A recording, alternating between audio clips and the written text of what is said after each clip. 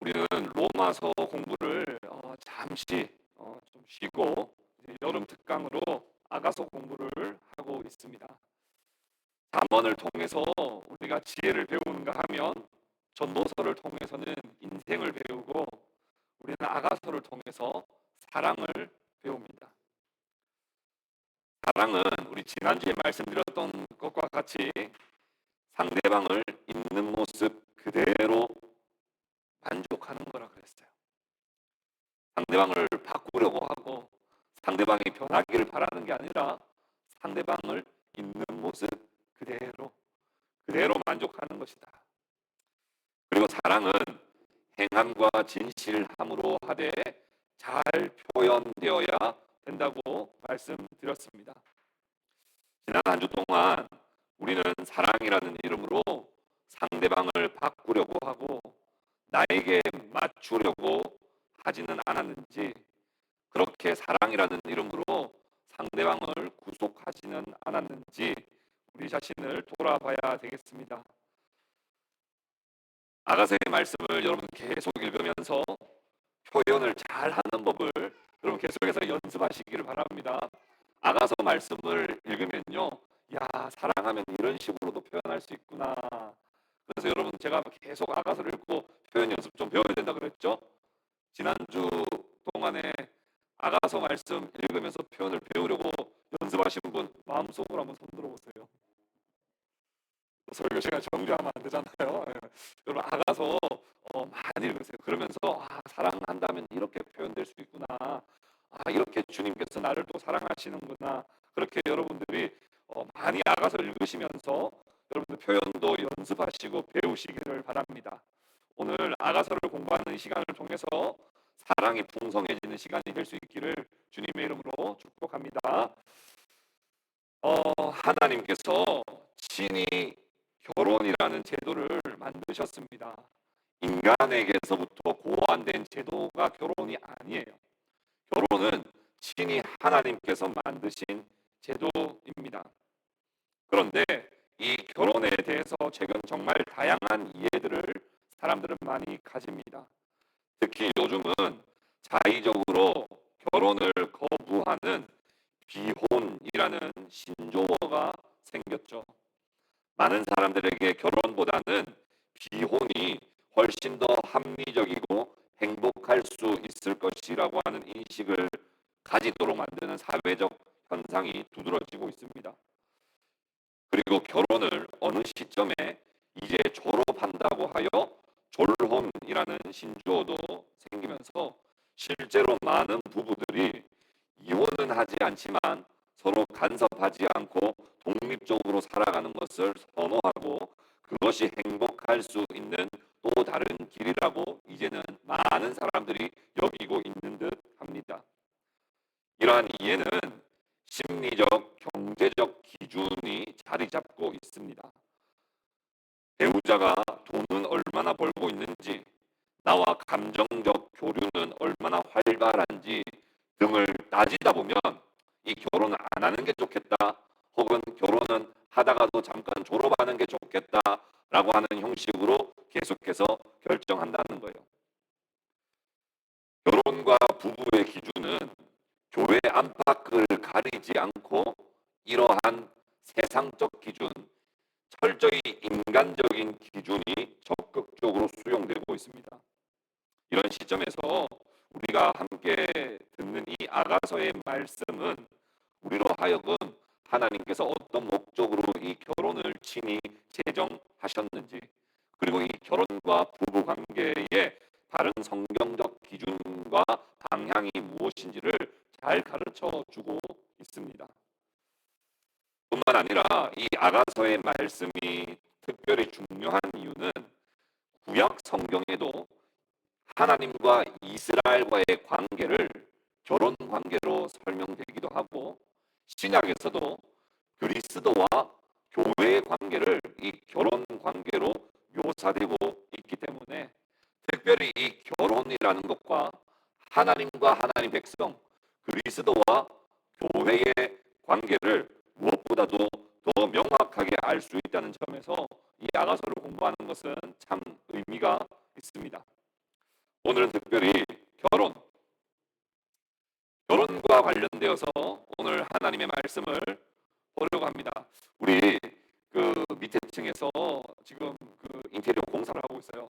그래서 궁금해도 제가 고민을 했거든요. 아, 가서 우리가 예배 중인데 공사를 한 1시간만 좀 중단해 주시면 어떻겠냐. 근데 그렇게 말하는 것보다 우리가 그걸 잘 감안하고 더 하나님께 집중하는 편이 좋겠다, 그렇게 판단하여 여러분들께 미리 말씀을 드립니다. 그래서 우리 밑에 또 오랫동안 공실이었는데 저는 그래도 누가 들어와서 기쁩니다. 그래서 여러분들 너무 불편하게 생각하지 마시고 더 말씀에 좀 집중을 해주시면 좋겠습니다. 결혼이 무엇인가, 오늘 두 가지를 좀 집중적으로 한번 살펴보려고 해요. 첫 번째, 결혼은 서로 돕는 배필이 되는 것이다. 결혼은 서로 돕는 배필이 되는 것이다. 지난주에 살펴봤듯이 솔로몬과 술람미 여인으로 그려지는 이 사랑하는 남자와 여자, 이들은요 엄청난 신분의 격차가 있었습니다. 남자는 왕이었고요, 여자는 포도원에서 일하는 피부가 아주 검게 그을린 그런 한 여성이었어요. 그런데 이 왕과 뒤에 무슨 문제가 있어요? 그냥 예배 드립시다. 뭐 방송 지금 잘 안 돼도 상관없습니다. 근데 그냥 넘어갑시다. 예, 지금 어쩔 수 없어요.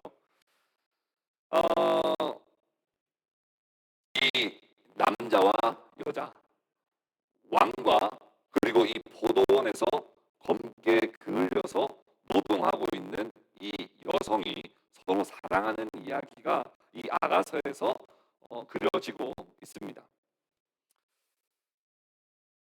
자신은 샤론의 수선화요 골짜기의 백합화처럼 흔한 여자라고 그래요. 그러니까 자기 별 특별한 여자가 아니라고 여성은 자신을 소개하는 반면, 남성은 아니다, 당신은 가시나무 가운데 있는 백합화와 같이 매우 특별한 사람이라고 그렇게 고백하는 이야기가 우리 지난주에 우리 함께 묵상했던 말씀 가운데 있었습니다. 오늘 말씀은요 청혼과 함께 이제 결혼의 이야기로 이어집니다. 오늘 이제 청혼, 우리 명환 형제 청혼했나요? 우리 청혼 하는데 얼마나 제가 이야기 들어보는데 긴장을 많이 하는지, 저렇게 아직까지 순수한 남성들이 아직까지 많이 있다는 걸 제가 그때 깨달았어요. 청혼을 하는데 얼마나 긴장을 많이 하고 준비도 열심히 하는지. 근데 우리도 신자매는 또 청혼가 하면서 감동 많이 받았죠. 예, 그렇게 감동 받더라고 명한 형제가 이야기하더라고요. 그래서 맞는 것 같습니다. 본인도 아주 이제 감동 많이 받았다고 이야기하니까 이 청혼하는 장면이 여기 지금 나타납니다. 우리 8절 말씀 같이 한번 읽어볼까요? 8절 말씀 같이 읽어봅시다. 내 사랑하는 자의 목소리로구나. 보라, 그가 산에서 달리고 작은 산을 빨리 넘어오는구나. 9절 말씀도 같이 읽어볼까요? 내 사랑하는 자는 노루와도 같고 어린 사슴과도 같아서 우리 벽 뒤에 서서 창으로 들여다보며 창살 틈으로 엿보는구나. 이 여성이요 창살 틈으로 이렇게 저 멀리를 주시하고 있는데요, 이 사랑하는 남성이요 엄청나게 이 아내를 부르면서 막 나와 결혼해 주세요 이런 마음으로 막 노래를 부르면서 달리는 거예요. 산을 막 달려서 넘어오는 거예요. 산을 달려서 넘어오는 거예요. 근데 어떻게 표현되고 있어요? 9절에 노루와도 같고 어린 사슴과 같이. 여러분 노루와 어린 사슴 뛰는 거 여러분 본 적 있으세요? 어떻게 뛰는지 아시죠? 우아하게 뛰지 않죠? 막 이상하게 다들 이렇게 뛰는 거예요. 얼마나 이 사랑하는 이 아내, 이 여성과 함께 결혼하여 함께 하고 싶으면 그 산을 막 뛰는 발걸음이요 너무 경쾌하고 막 그 여성을 향하여 세레나데를 부르면서 막 넘어오는 그런 장면입니다. 남자는 앞에서 내 사랑아 이렇게 부르더니 술람미 여인은 내 사랑하는 자라고 그렇게 부릅니다. 정말 이 청혼에 대한 기대감과 설레임과 확신에 가득 차 있는 모습입니다.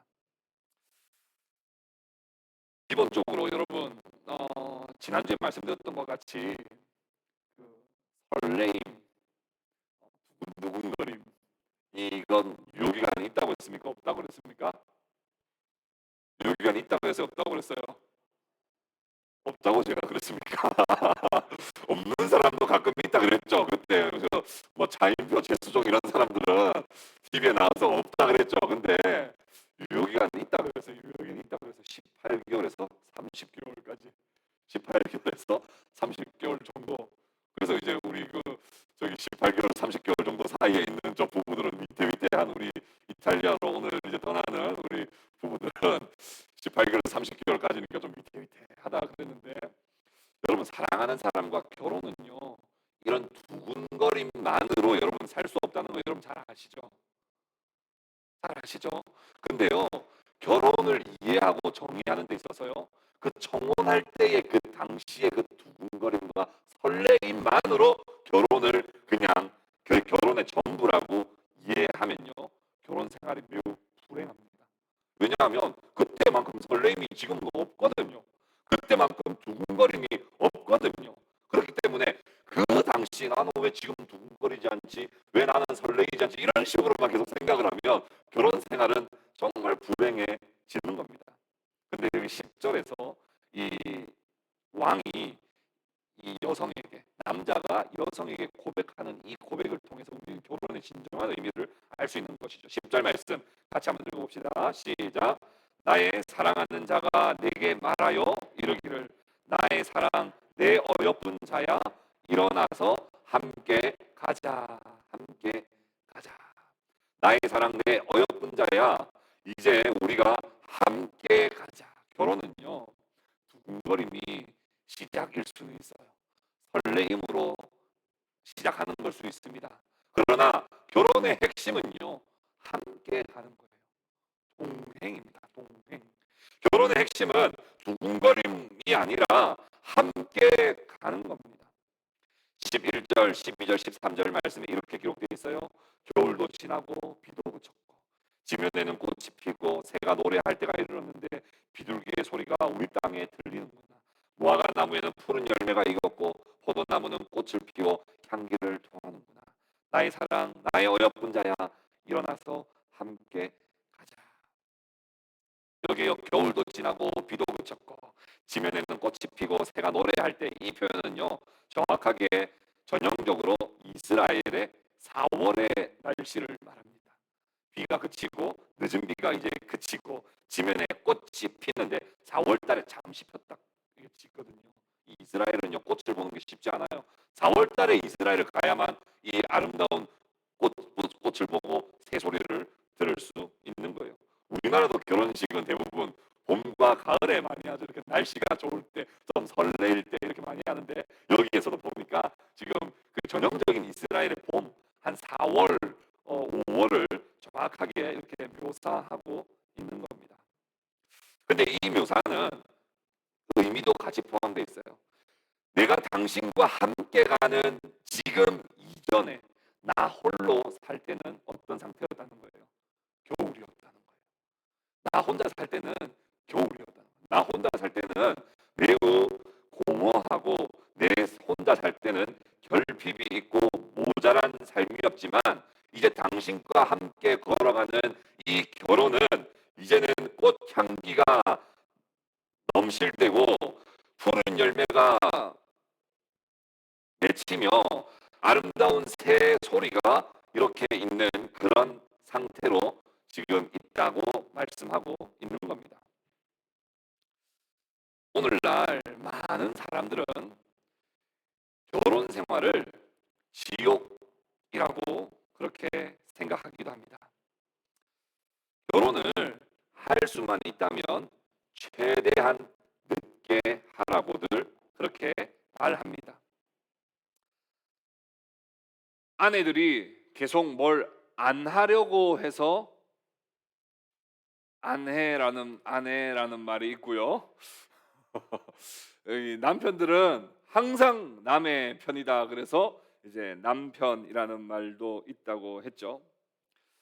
결혼하면요 자기의 삶이 없어지기 때문에 결혼하면 자기의 삶이 사라지기 때문에 계속해서 결혼을 안 하려고 하는 그런 비혼족들이 요즘에 점점 많아지고, 역기능적인 가정들이 워낙 많아지고 가정 파괴와 이혼 등으로 상처를 받으니까, 그러느니 차라리 결혼을 안 하는 것이 좋겠다라고 하는 인식들이 오늘날 팽배해 있습니다. 그런데 여러분, 과거 농경 사회만 하더라도요, 결혼을 하지 않고는 사실은 살 수 없는 사회가 과거 농경 사회였어요. 그런데 오늘날 세상은 어때요? 정말 혼자 살기 좋잖아요. 혼자 살면 얼마나 좋습니까? 그래서 1인 가정이 얼마나 많아지는지 몰라요. 근데 이 시대적인 어떤 그 영향을 우리 교회 안팎으로 모두가 다 있는 그대로 수용하다 보니까, 교인들도 결혼하면 딱 안 좋은 이미지, 고생의 이미지, 이런 생각들을 계속해서 하게 된다는 겁니다. 하나님께서 과연 결혼이라고 하는 제도를 만드시면서 인간에게 지옥을 선물해 주신 걸까요? 여러분 진짜 그렇게 생각하십니까? 여러분 정말 결혼은 힘들다, 결혼은 내 삶이 없다, 지친다, 지옥이다. 여러분 하나님이 진짜 우리에게 지옥을 선물해 주신 걸까요? 아닙니다. 하나님은 결혼을 통해서 우리에게 복 주시기를 원하셨던 거예요. 웨스트민스터 신앙고백서 제24장 결혼 조항의 제2조에는 이렇게 되어 있습니다. 결혼의 목적에 대해서 남자와 여자가 서로 돕기 위해서 결혼하는 것이라고 그렇게 밝히고 있습니다. 남자와 여자가 서로 돕기 위해서, 함께 가기 위해서. 창세기 2장 16절 17절 말씀에는요, 여호와 하나님이 그 사람에게 명하여 이르시되 동산 각종 나무의 열매는 내가 임의로 먹되 선악을 알게 하는 나무의 열매는 먹지 말라. 내가 먹는 날에는 반드시 죽으리라 하시니라. 하나님께서는요, 에덴 동산에서 아담이 경작하면서 살되 무엇보다도 하나님의 말씀을 기억하고 하나님께 주신 사명을 감당하며 살도록 하나님은 명령을 주셨습니다. 각종 나무의 열매는 먹되 선악을 알게 하는 나무에는 먹지 말라라고 하는 여러 가지 지침도 함께 주셨어요. 그게 창세기 2장 17절이거든요. 근데 그 다음 절인 창세기 2장 18절에 바로 어떤 말씀이 나오냐면, 여호와 하나님이 이르시되 사람이 혼자 사는 것이 좋지 아니하니 내가 그를 위하여 돕는 배필을 지으리라. 17절에서 바로 사명을 주시고 18절에 돕는 배필을 주셨다는 거예요. 아담이요, 우리는 이렇게 생각합니다. 아담이 혼자 사는 것이 외로워 보여서 돕는 배필을 주셨다고 이렇게 우리는 이해하는 경우가 많아요. 절대 그렇지 않습니다. 혼자 있는 것이 외로워, 그냥 단순히 외로워 보여서 주신 것이 아니라, 하나님께서 주신 사명은 혼자서 감당할 수 없기 때문에, 혼자서 감당하기 매우 어렵기 때문에 돕는 배필을 통해 서로가 함께 그 길을 걸어가며 사명을 감당하는 자로 하나님은 부부를 만들어 주시고 결혼이라는 제도를 주셨다는 거예요. 혼자 있는 것이 쓸쓸해 보여서 지어주신 것이 아니라 남자와 여자가 하나 되어 함께 사명을 감당하는 자로 살아가도록 하나님은 결혼을 주셨다는 겁니다. 그런 관점에서 여러분, 배우자를 고르는 우선순위가 분명 우리는 세상과는 구별되어야 됩니다. 그런데 오늘날 안타깝게도 예수를 믿는다는 사람도 배우자를 고르는 기준이요, 세상 사람들과 하나도 다르지가 않습니다. 그건 결혼을 너무나도 잘못 이해하고 있다는 거예요. 결혼을 그저 내가 사회적으로 내가 출세하는 어떤 하나의 중요한 조건 정도로, 혹은 내 그냥 외로움과 내 감정을 달랠 수 있는 그냥 한 동반자가 있으면 된다라고 하는 정도로 생각하다 보니까, 그저 그냥 취미가 잘 맞는 사람, 그저 그냥 좀 좋은 직장 다니는 사람, 이런 정도로 배우자를 선택하는 기준이 되어 있다는 거예요.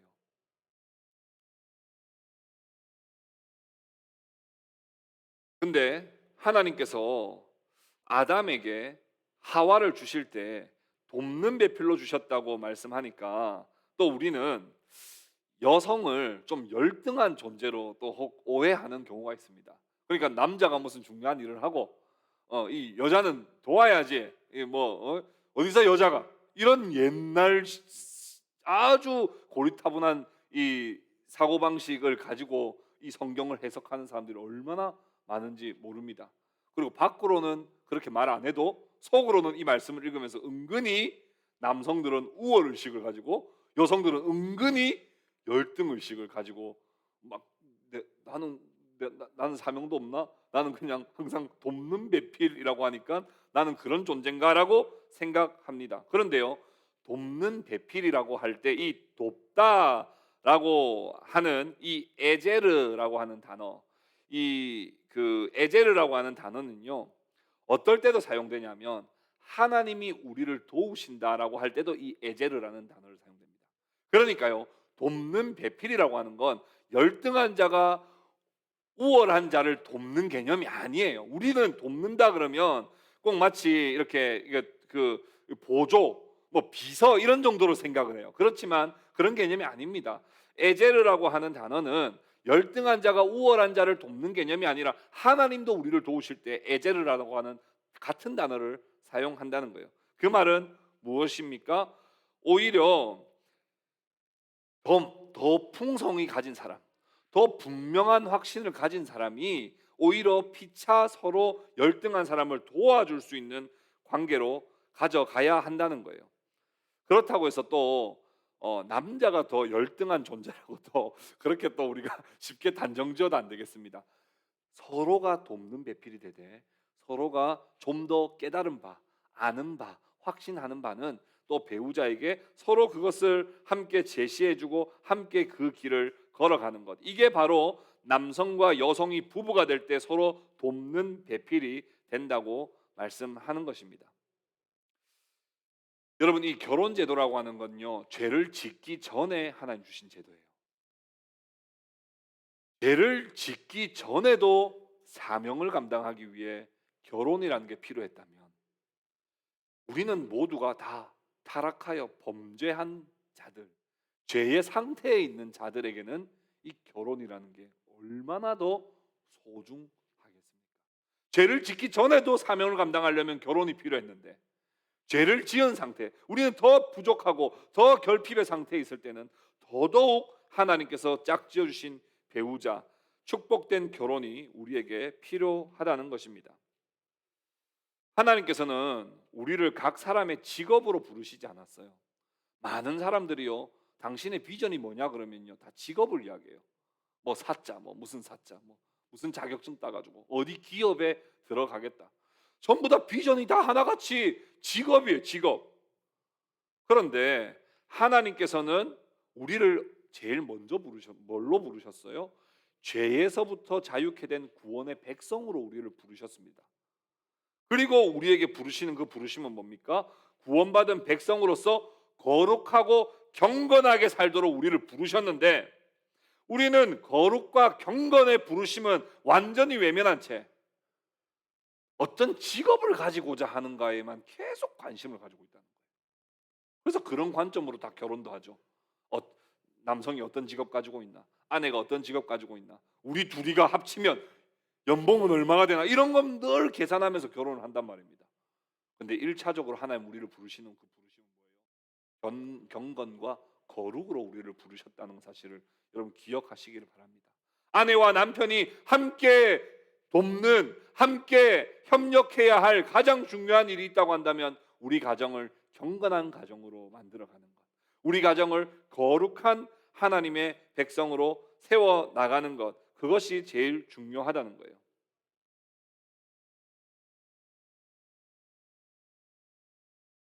청년 때는요, 그럭저럭 하나님을 위해서 헌신도 하고, 큐티 훈련한다 그러면 큐티도 열심히 하고, 어디 선교 나간다 그러면 단기 선교도 열심히 나가던 청년들이요, 결혼만 하면 세상 사람들하고 똑같아져요. 결혼을 너무 왜곡하고 있는 거예요. 결혼은 하나님이 나를 1차적으로 거룩한 백성으로 부르신 그 부르심을 우리는 반응하는 것인데, 나 혼자서는 절대로 거룩하고 경건하게 살 수 없기 때문에 돕는 배필과 함께 하나님 앞에서 경건하게 살아가도록 하기 위한 1차적 목적이 있음을 여러분 결코 간과하지 마십시오. 우리 가정은 하나님께서 부르시는 경건한 가정으로 우리를 세우기를 원하신다. 여러분 그렇게 기억하셔야 됩니다. 초기 기독교 초대교회는요, 결혼의 최고의 목적이요 경건과 신앙 계승이었습니다. 그러기 위해서 매일 아침에 남편과 아내가 함께 기도하며 성경을 읽어야 한다고 초대교회 교부들은 가르쳤습니다. 가정이 교회며 가장은 영적인 가장이 되어야 된다고 그들은 믿었고 함께 그렇게 지지해 주었습니다. 그렇게 될 때 남편과 아내가 함께 돕는 배필이 될 때 이 결혼은 더 이상 지옥이 아니라 이 가정은, 이 결혼은, 이 부부는 진정으로 하나님의 복이 되는 것입니다. 함께 동역하다 보면요 성령의 열매를 많이 맺게 됩니다. 저는 저희 아내가 참 열심히 함께 저랑 협력하고 또 아이도 잘 키우는 모습을 제가 이렇게 보면서 정말 이런 사랑과 또 희락의 열매들을 많이 맺어요. 저희 아내는 또 저를 통해서 어떤 열매를 맺겠습니까? 오래 참음, 자비. 어쨌든 저도 또 일조하고 있습니다. 저희 아내에게 성령의 열매를 맺도록 일조하고 있습니다. 여러분 그러니까 꼭 좋은 것만 생각하지 마세요. 분명히 결혼은요 한계가 있어요. 결혼 생활은 분명히 어려움이 있습니다. 결혼 생활을 막 이게 환상적이라고 생각하면 그건 문제예요. 그러나 때로는 배우자를 통해서 자비도 오래 참음도 온유도 그런 열매를 맺을 수 있음을 기억하고 함께 그 길을 걸어가는 것, 이것이 결혼의 핵심입니다. 솔로몬은 술람미 여인이 정말 부족했습니다. 격차가 많이 나는 그런 여성이었어요. 그러나 그것을 가지고 흉을 보거나 잘못 만났다고 그렇게 생각하지 않습니다. 오히려 이 솔로몬은 이 술람미 여인을 향하여 하나님께서 짝지어 주신 짝이라는 확신을 가지고 나의 사랑 나의 어여쁜 자야 일어나서 함께 가자, 동행을 서로 약속하는 것입니다. 그리스도와 교회의 관계도 동일합니다. 주님께서는 마태복음 28장 19절 20절에 그러므로 너희는 가서 모든 민족을 제자로 삼아 아버지와 아들과 성령의 이름으로 세례를 베풀고 내가 너희에게 분부한 모든 것을 다 가르쳐 지키게 하라고 사명을 주셨습니다. 근데 사명만 주신 것이 아니죠. 우리 주님 뭐라고 말씀하세요? 볼지어다 내가 세상 끝날까지 너희와 항상 함께 하겠다고 동행도 약속해 주십니다. 여러분 그래서 결혼을 통해서 우리는 주님과 우리의 관계도 다시 한 번 더 확인하는 거예요. 우리는 늘 부족합니다. 그러나 시편 121편 1절 2절 말씀처럼 내가 산을 향하여 눈을 들리라 나의 도움이 어디서 올까? 나의 도움은 천지를 지으신 여호와께로다. 우리의 신랑 되시는 그리스도께서는 늘 우리를 보시며 우리에게 도움을 주십니다. 우리의 돕는 배필이 되어 주십니다. 여러분 정말 아름다운 결혼 생활, 성경이 말하는 하나님이 친히 제정해 주신 결혼 생활을 통하여 그리스도와 교회와의 관계, 주님과 나와의 관계도 다시 한 번 더 재정립될 수 있는 그런 은혜가 저와 여러분 가운데 있기를 주님의 이름으로 축복합니다. 두 번째 결혼은요, 두 사람이 한 몸이 되는 겁니다. 한 몸이 되는 것이다. 16절 말씀 같이 한번 읽어볼까요? 16절 말씀 같이 읽겠습니다. 시작. 내 사랑하는 자는 내게 속하였고 나는 그에게 속하였도다. 여러분 이 말씀이요 영어 성경에는 어떻게 기록되어 있냐면 진짜 은혜로워요. My lover is mine and I am his. 그러니까 내 사랑은 나의 것이고 나는 그의 것이다. 서로에게 속하였다고 그렇게 말씀하고 있는 거예요. 이게 한 몸을 이루는 거거든요. 창세기 1장 26절에 하나님이 이르시되 우리의 형상을 따라 우리의 모양대로 우리가 사람을 만들고 이렇게 말씀합니다. 하나님은 사람을 만드실 때 나의 형상대로 만들었다고 말하지 않고 우리라고 하는 복수를 쓰셨어요. 사실 이것은 복수인 동시에 단수인데요. 나의 형상이라고 할 수도 있지만 우리의 형상이라고 말씀하셨어요. 그것은 성부와 성자와 성령 삼위일체 하나님이 온전히 하나이신 것처럼 인간에게도 그런 신비를 주셨어요. 근데 그런 삼위일체의 그 오묘한 놀라운 신비, 삼위가 어떻게 일체가 될 수 있는가에 대한 신비를 우리는 하여금 어떻게 알게 해주시느냐 하면, 남편과 아내가 둘이지만 한 몸이 되는 신비에서부터 성부와 성자와 성령이 한 몸이 된다라고 하는, 하나라고 하는 신비를 우리로 하여금 조금이라도 알게 해 주셨다는 거예요. 그래서 1 플러스 1은 2가 되어야 하지만, 놀랍게도 남편과 아내는 1 플러스 1은 1이 되는, 논리적으로 맞지 않지만 이게 신비라는 거예요. 창세기 2장 24절에 이러므로 남자가 부모를 떠나 그의 아내와 합하여 둘이 한 몸을 이룰지로다, 그렇게 말씀하죠. 에베소서 5장 31절에 이렇게 말씀합니다. 그러므로 사람이 부모를 떠나 그의 아내와 합하여 둘이 한 육체가 될지니 이 비밀이 크도다. 이건 비밀이고 신비예요. 나는 그리스도와 교회에 대하여 말하노라. 아담이 하와에게 이렇게 고백했죠. 이는 내 뼈 중에 뼈요 살 중에 살이다. 이 고백이요, 수천 년이 지난 다음에는 솔로몬이 이렇게 고백하는 거예요. 내 사랑하는 자가 내게 속하였고 나는 그에게 속하였도다 하는 고백과 같다는 거예요.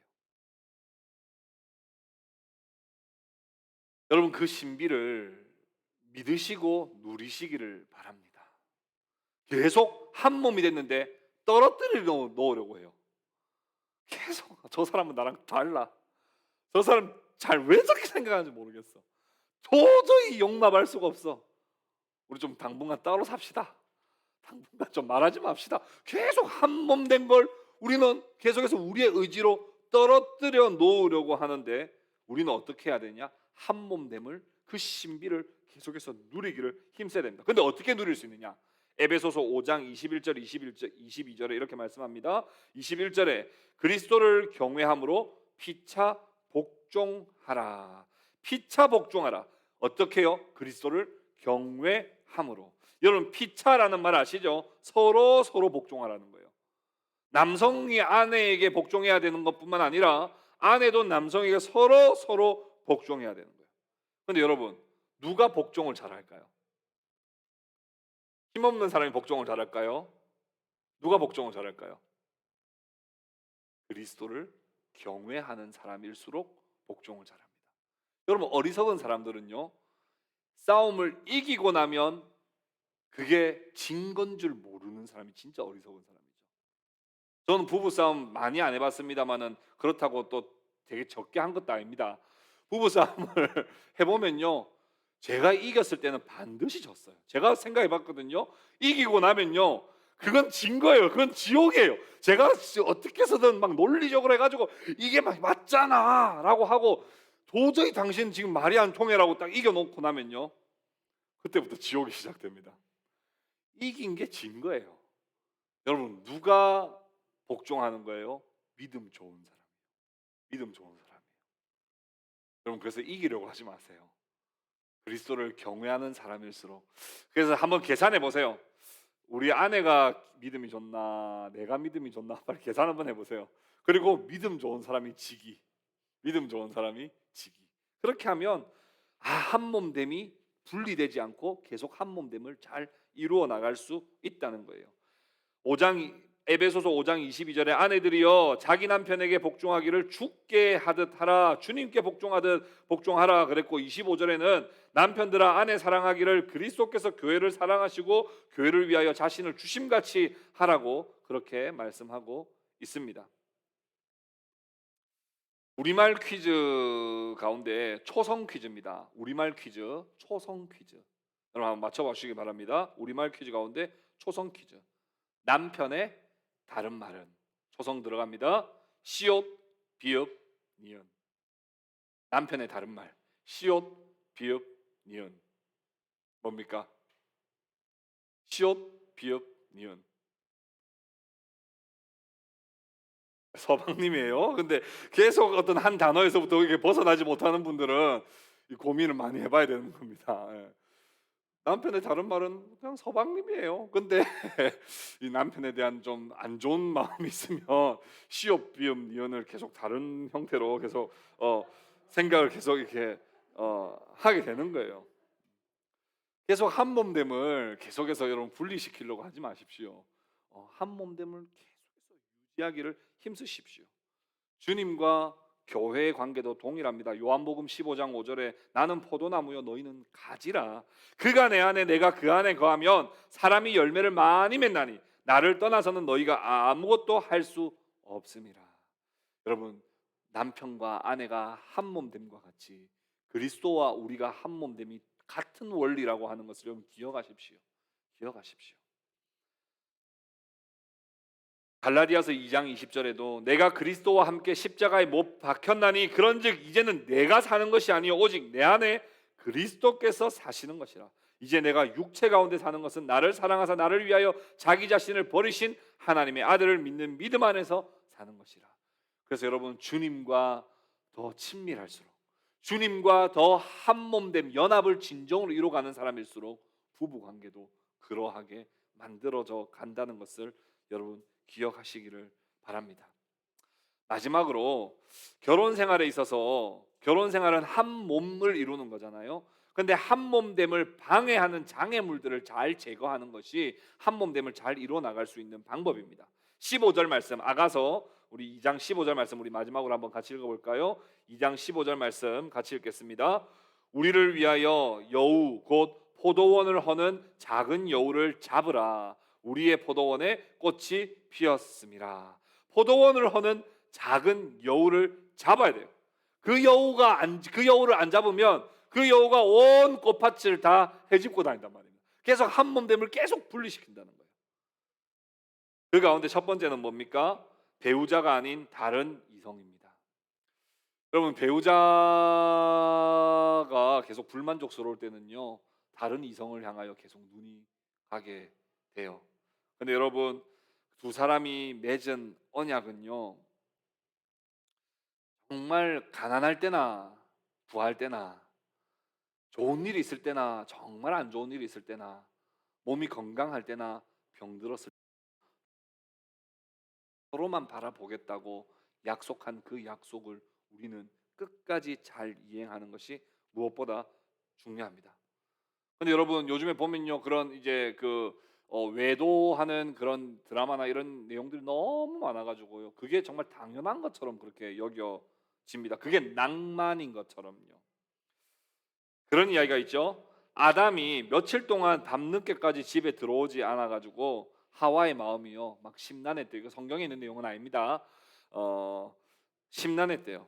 그래서 하와가 이야기했대요. 당신 다른 여자들이랑 있다가 온 거죠? 이렇게 이야기했다. 그러니까 아담이 이렇게 이야기했대요. 말도 안 되는 소리 하지 마. 세상에 당신 말고 여자가 어디 있다고 지금 내가 다른 여자랑 있다고 왔다고 지금 생각하는 거야? 근데 이 하와의 마음이요 계속해서 뭔가 불안하고 막 의심이 계속해서 생기는 거예요. 그러니까 아담이요 어느 날 잠을 자고 있는데 하와가 계속 아담의 몸을 콕콕콕콕 찌르더래요. 잠에 탁 깨가 아니 왜 이렇게 날 찌르는 거야? 그랬더니 하와가 뭐라고 그랬습니까? 당신의 갈비뼈 수를 지금 세고 있는 중이야. 다른 여자가 있는지 없는지 갈비뼈가 지금 한쪽을 모자란 거 아닌지 지금 세고 있는 중. 서로를 향하여 언약이 신실하면 의심할 필요도 없어요. 근데 서로에 대한 불만이 많아지면 계속해서 의심하게 되고 마치 포도밭을 이렇게 해치고 다니는 여우가 우리 부부 가운데 들어오지 않도록 여러분 그걸 잘 제거할 수 있기를 바랍니다. 두 번째는요, 떠나지 못하는 부모예요. 떠나지 못하는 부모. 오늘날요 얼마나 많은 부부간의 결정들을 부모에 의해서 결정하는지 모릅니다. 요즘 따라 마마보이, 파파보이, 마마걸, 파파걸이 얼마나 많아졌는지 모릅니다. 의사결정에 부모가 개입하는 경우가 많아져서 자립심도 사라질 뿐만 아니라 문제 해결 능력도 사라지고 부부가 사실은 아무것도 결정하지 못하는 아주 그런 중요한 애착관계를 형성하지 못하도록 부모가 본의 아니게 역할을 하는 경우가 있어요. 여러분, 결혼은요 부모를 떠나 연합하는 겁니다. 그래서 여러분, 부모이신 분들은 간섭하지 마시고, 여러분들은 웬만하면 부모님께 의견은 여쭐 수 있지만 모든 결정은 부부가 함께 기도하며 지혜롭게 해 나가야 이 결혼 생활을 아름답게 나갈 수 있다는 겁니다. 세 번째가 이제 지나친 취미 활동인데요. 텔레비전, 핸드폰, 스포츠, 게임 이런 것들로 인해서 대화가 단절되고 하나님의 사명을 잘 감당하는 것이 아니라 오히려 그냥 형식적인 부분으로만 남고 전혀 함께 돕는 배필이 되고 함께 연합해 나가지 못하는 경우가 많습니다. 텔레비전, 핸드폰, 스포츠, 게임 이런 과도한 취미 생활은 오히려 부부 관계를 해칠 수 있다는 것을 좀 기억하십시오. 네 번째는 자녀들이에요. 요즘에 특별히 이 자녀들에게 대한 교육열과 관심이 너무나 뛰어나요. 여러분, 얼마 전까지만 해도 가장 그 유행의 스카이 캐슬, 뭐 지금 최근에 가장 유행하는 그 뭡니까? 저 에? 펜트하우스 이런 거 보면요, 막 이 과도한 자녀에 대한 이 집착 때문에 부부 관계는 아무것도 없어요. 부부 관계는 마치 그냥 자녀를 위해서 부부가 존재하는 것 마냥 그렇게 계속해서 TV에 미디어에 그렇게 나옵니다. 자녀들은 오히려 또 과도하면 부부 관계를 오히려 해치는 경우가 된다는 것을 기억하고 부부 간의 애착 관계를 더욱더 잘 형성하는 것이 무엇보다 중요하겠습니다. 마지막으로 일이에요. 요즘에 야근 많아졌습니다. 회식 집에 들어와서도 일을 하는 경우가 얼마나 많아졌는지 몰라요. 그래서 부부 간의 소통이 사라지고 마치 돈 열심히 벌어다 주는 것이 마치 그 배우자에 대한 마땅한 그냥 도리라고 생각하는 그런 부부가 얼마나 많은지 모릅니다. 일과 돈이 전부가 아닙니다. 부부 관계에 더욱더 애착을 잘 가져가는 것이 무엇보다 소중하겠습니다. 어, 결혼 생활에 방해가 되는 내용들은 좀 더 길게 다음번에 또 여러분들과 함께 나눌 수 있는 기회를 만들도록 하겠습니다. 말씀을 맺겠습니다. 오늘날 점점 하나님께서 친히 거룩하게 제정하신 결혼의 의미를 우리 모두가 왜곡하는 경우가 참 많습니다. 어, 성경에서 기록된 이 결혼의 참된 의미를 우리 다시 한번 제대로 확립하고 하나님께서 허락하신 이 결혼 제도 그리고 이 부부 관계를 우리 청년들은 앞으로 그렇게 잘 소망하면 좋겠고 또 이미 결혼하신 우리 부부들은 다시 한번 회복되고 그래서 성경이 원하는 그런 결혼 관계들을 잘 만들어 나가시는 저와 여러분들 다 되실 수 있기를 주님의 이름으로 축복합니다. 우리 함께 기도하겠습니다.